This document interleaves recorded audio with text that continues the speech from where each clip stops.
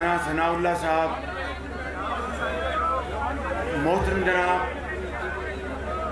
ख्वाजा साद रफ़ीक साहब और मेरे दीगर इंतहाई काबिल एहतराम मेंबरान कौमी व सूबाई असम्बली और सियालकोट के मेरे अजीम बुज़ुर्गों, नौजवान साथियों, मेरी बहनों और नवाज शरीफ के शहीदों, अस्सलाम वालेकुम।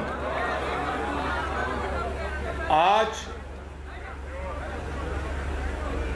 मैं यहाँ पर अपने साथियों के साथ हाजिर हुआ हूँ आपकी खिदमत में कि हालिया कंटोनमेंट के इंतखाबात में जो आपने ख्वाजा मोहम्मद आसिफ साहब की सरबराही में और दूसरे साथियों के साथ आपने जो मार्का मारा है, मैदान मारा है, मैं आज अपनी तरफ से और मियां मोहम्मद नवाज शरीफ की तरफ से आपको मुबारकबाद देने आया हूँ। ख्वाजा साहब को मुबारकबाद देने आया हूँ। और ये कोई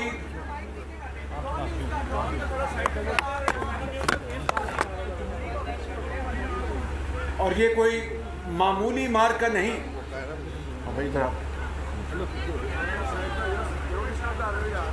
ये कोई मामूली मार्का नहीं, इसलिए कि कंटोनमेंट बोर्ड्स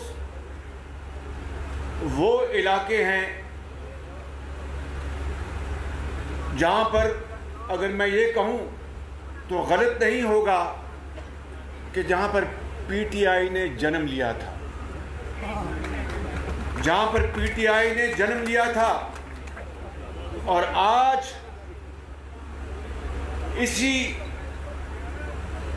जन्म भूमि में पीटीआई की सियासी मौत वाक़या हुई है। और यकीनन इसमें कोई दो राय नहीं कि इन इलेक्शन में दूर दूर तक कहीं इंटरफेरेंस का नामो निशान नहीं था, कहीं मुदाखलत का निशान नहीं था। और वहां के रहने वालों ने खुद अपने ज़मीर के मुताबिक पूरे पाकिस्तान में वोट कास्ट किए और अल्लाह ताला के बेपाया फजलो करम से कि सूबा पंजाब में अवाम की अक्सरियत ने मुस्लिम लीग नून को वोट दिया। क्यों? ये मेरे बुजुर्गों, भाइयों और बहनों, सियालकोट के अजीम सपूतों, सुन लो मेरी बात गौर से कि इन 3.25 सालों में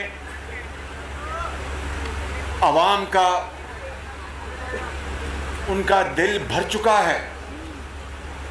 पंजाबी में कहते हैं कि वो नक्को नक हो गए ने, यानी महंगाई ने उनकी कमर तोड़ दी है।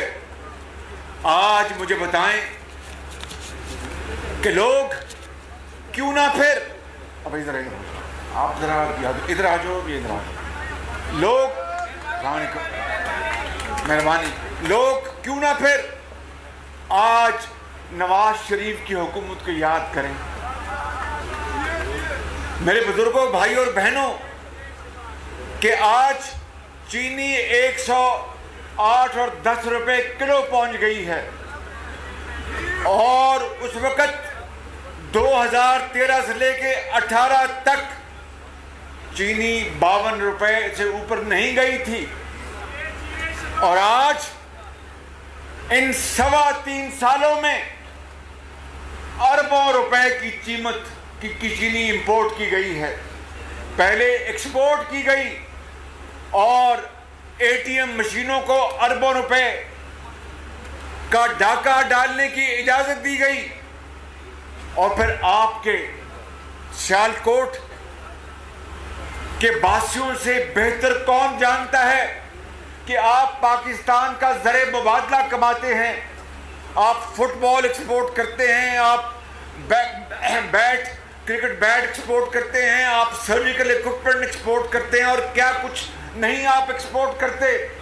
वो ज़र मुबादला किस तरह बर्बाद किया गया इस डाका जनी में, इस 3.25 सालों में। अभी जो यहाँ पर बातें की गई, मैं उनको दोहराए बगैर ये कहना चाहता हूँ कि नवाज शरीफ के दौर में वो सेहत कार्ड का इजरा किया गया, उसका क्या नाम था,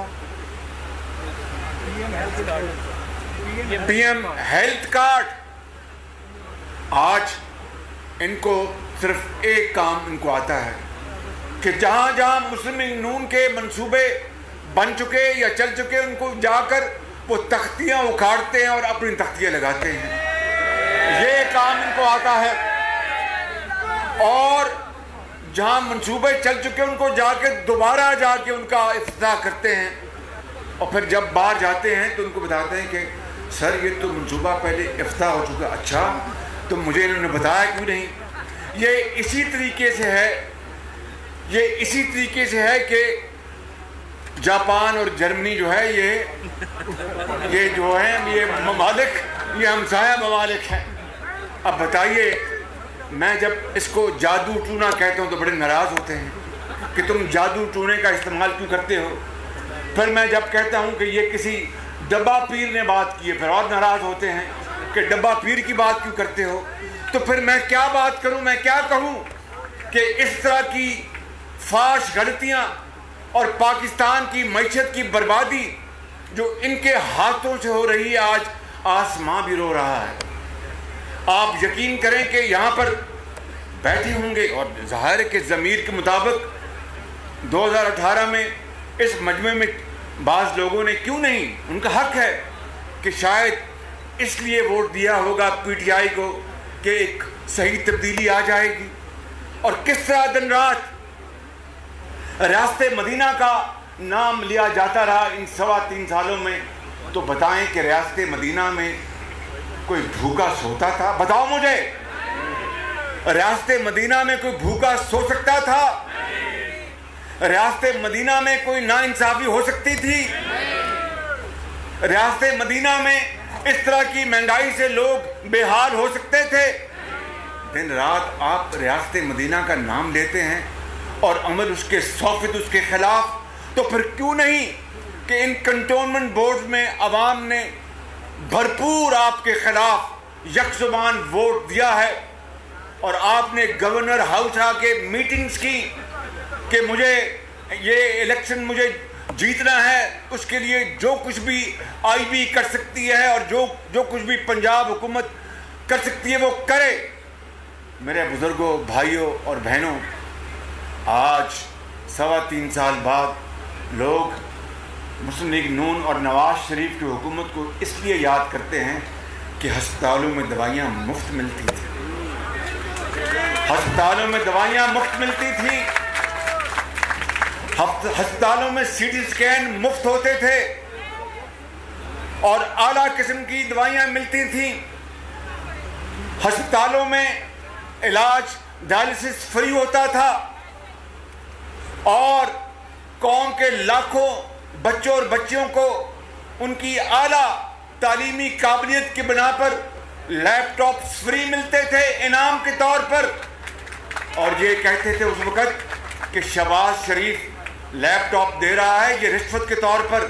तो मैंने उसको कहा था कि मैं इनको बच्चों को, जो किसी यतीम की बच्ची है, किसी कारोबारी की बेटी है या किसी तांगेबान का बेटा है, अगर वो मेहनत करता है उसके हाथ में अगर मैं लैपटॉप ना दूं तो क्या मैं उनको क्लाशनकोव दूं, या उनको मैं कोई खुदा ना खास्ता किसी और तरफ लगा दूं। आज क्या पता था कि कोविड आने वाला है। आज कोविड आया तो उन्हीं लैपटॉप्स के जरिए बच्चे तालीम हासिल कर रहे हैं। आज कोविड आया तो उन्हीं लैपटॉप के जरिए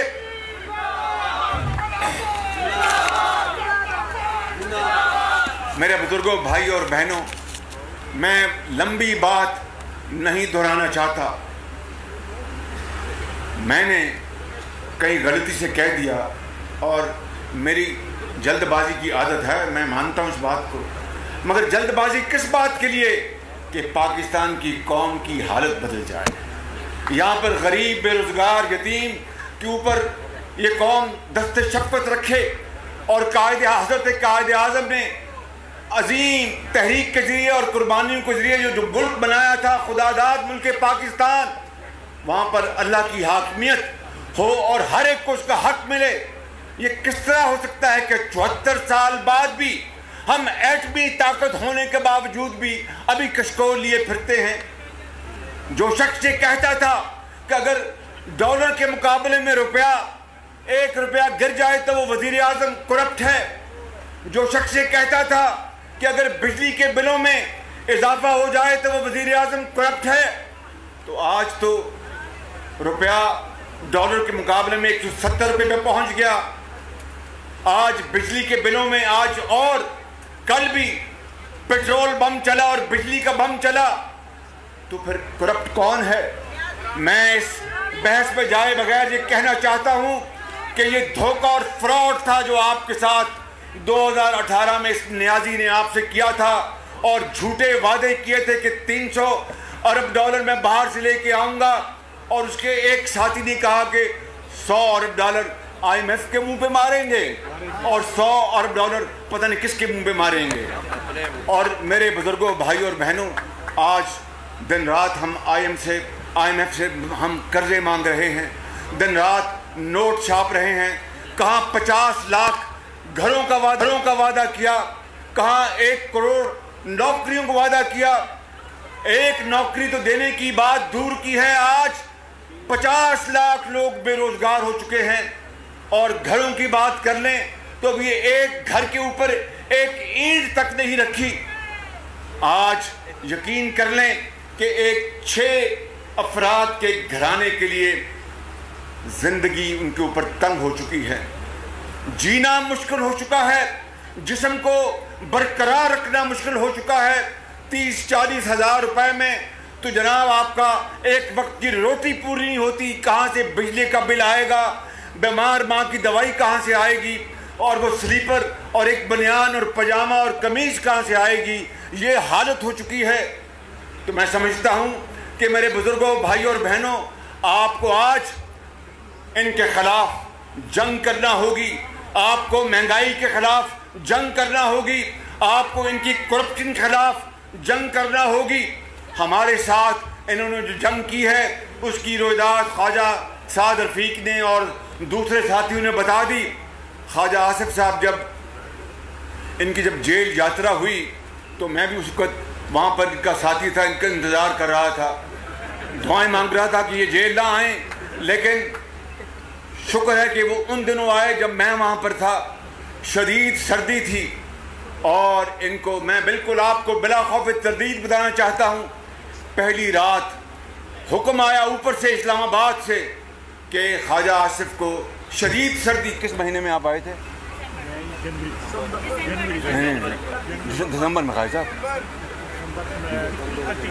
साहब जेल ने थोड़ी सी इनकी याददाश्त बढ़ा दी है। ये दिसंबर में आए थे, जिद कर रहे थे कि जनवरी में। मैंने कहा नहीं, मैं दिसंबर में वही था, आप दिसंबर में आए वहाँ पे। तो शदीद सर्दी थी। हुक्म आया कि इनको ज़मीन पे सुलाना है, ज़मीन पर, कोई गद्दा वद्दा नहीं देना और कोई हीटर नहीं देना। अब ये सुन ले बात, ये कोई मैं राम कहानी नहीं सुना, मैं उसका खुद गवाह हूँ। मेरे पास रात को ही मुझे इत्तला मिली कि ख्वाजा साहब को जनाब उन्होंने कहा हीटर नहीं देना। चूँकि मेरे कमर में तकलीफ़ है तो मैंने अल्लाह के निज़ाम में मैंने 2 बोतलें रखी हुई थी, वो रबड़ की, जिसमें गर्म पानी डालते हैं। याद पता है ना आपको, वो बूढ़े का जुल्म और चीरा दस्ती इस हुकूमत ने की। काश इतनी काविशें ये महंगाई के खिलाफ करती, बेरोजगारी के खिलाफ करती, इस मुल्क में भूख नंग के खिलाफ करती, इस मुल्क के अंदर पैदावार के हक में करती, तो शायद कुछ लोग इनको दवाएं देते। यही वजह है कि आज कंटोनमेंट में वहीं पर इनका कब्रिस्तान निकाल दिया। और अगला इलेक्शन इंशाअल्लाह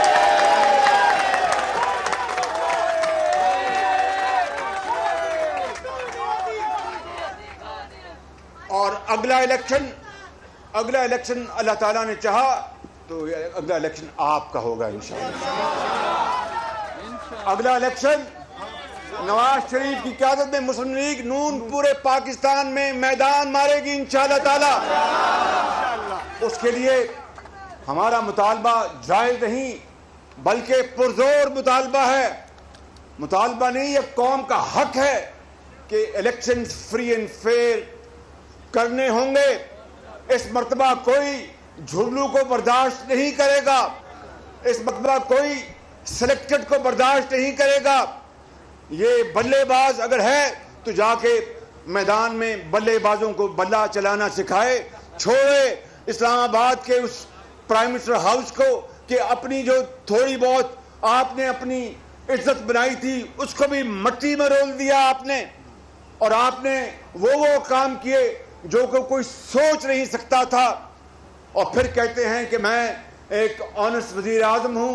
आज जाएं पूछे कौम से पंजाब के मैदानों में, महरान की वादियों में, बलूचिस्तान में और KPK में कि किस तौर पर जिंदगी बसर कर रहे हैं। मैं कोई यहाँ पर बड़ी बात नहीं करना चाहता, अल्लाह से हमेशा डरना चाहिए और तौबा करनी चाहिए। अभी मैं आपको कह रहा था कि मैं वाक़तन आदतन जल्दबाज हूँ।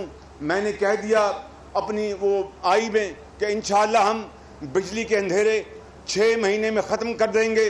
जब 6 महीने गुजर गए तो कुछ भी नहीं हुआ था। वो बात दुरुस्त है। तो मुखातिबों ने कहा कि ये देखो शहबाज शरीफ कह रहा, कहता मेरा नाम बदल देना, अभी नाम बदले। मगर उस मालिक का करम है मेरे बुजुर्गों, भाइयों और बहनों, कि वो फिर नवाज शरीफ की क़यादत में रब ताला ने हमें हिम्मत दी, हमें तौफीक अता की कि 4 सालों में 11,000 मेगावाट बिजली लगाकर अंधेरे हमेशा के लिए खत्म कर दिए।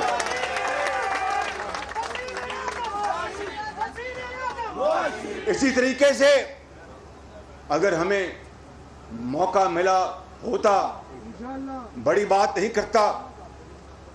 यहाँ पर बड़े एक्सपर्ट्स बैठे हैं, एहसन इकबाल हैं, साद रफीक रेलवे के मिनिस्टर रहे, खाया साहब वाटर एंड पार्क के मिनिस्टर रहे, और कुछ दोस्त यहाँ पर मौजूद नहीं, पंजाब के राना सनाउल्लाह थे मेरे साथी, और भी यहाँ पर बैठे हैं जिन्होंने बड़ी खदमात इंजाम दी हैं।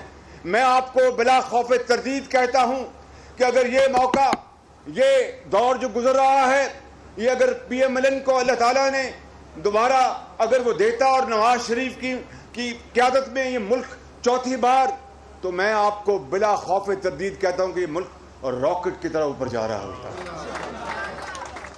सनतों की चिमनियों से धुआं निकल रहा होता, लाखों लोगों को रोजगार मिल रहा होता, बेरोजगारी के खात्मे के लिए दिन रात काम हो रहा होता, अस्पतालों में मरीजों के लिए और सहूलतें मुहैया होती, उनके लिए बेहतरीन इलाज होता।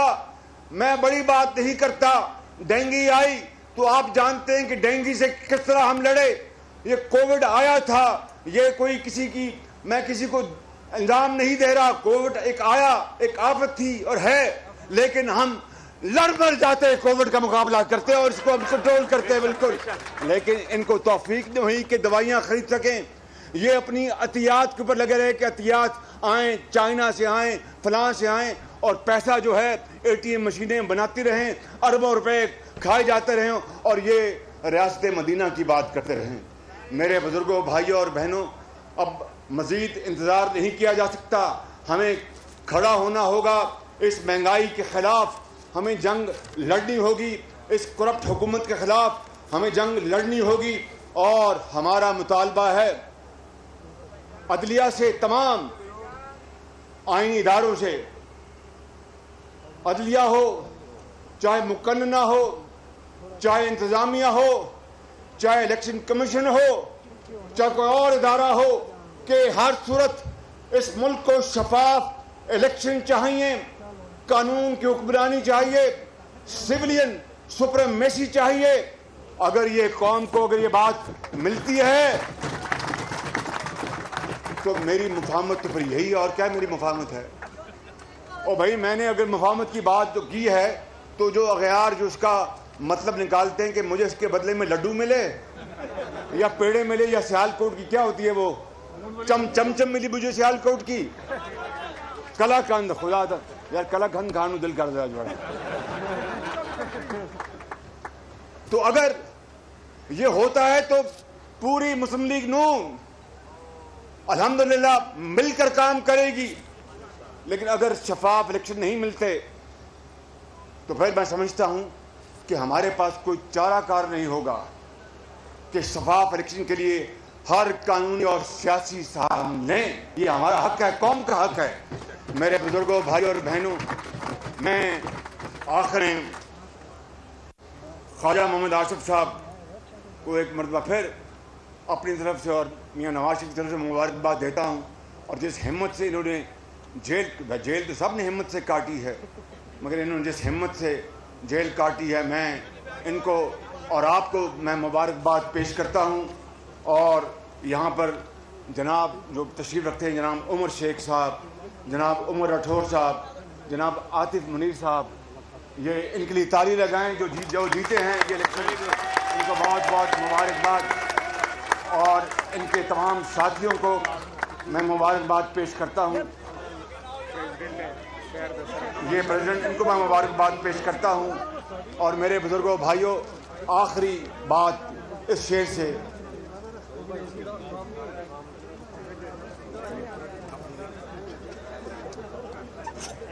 ये तालियां लगाएं ना जरा जोर से।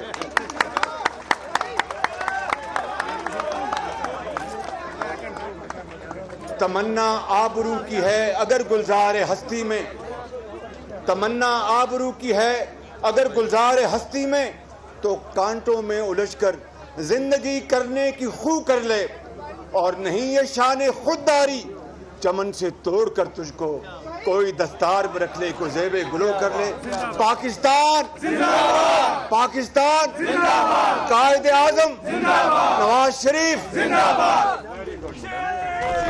इस वक्त आप ये सियालकोट से बराह रास्त मनाजिर देख रहे हैं, जहाँ पर सदर नून लीग शहबाज शरीफ वर्कर्स कन्वेंशन से खिताब कर रहे थे और उनकी जानिब से कहा गया कि अवाम का हुकूमत से दिल भर गया, महंगाई ने इनकी कमर तोड़ दी है और 50 लाख अफराद बेरोज़गार हो चुके हैं।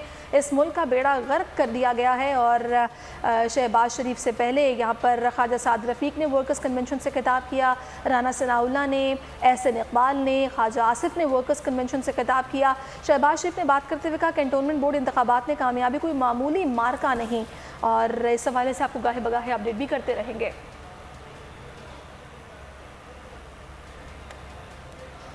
इससे पहले राना सनाउल्लाह वर्कर्स कन्वेंशन से खिताब कर रहे थे। उन्होंने कहा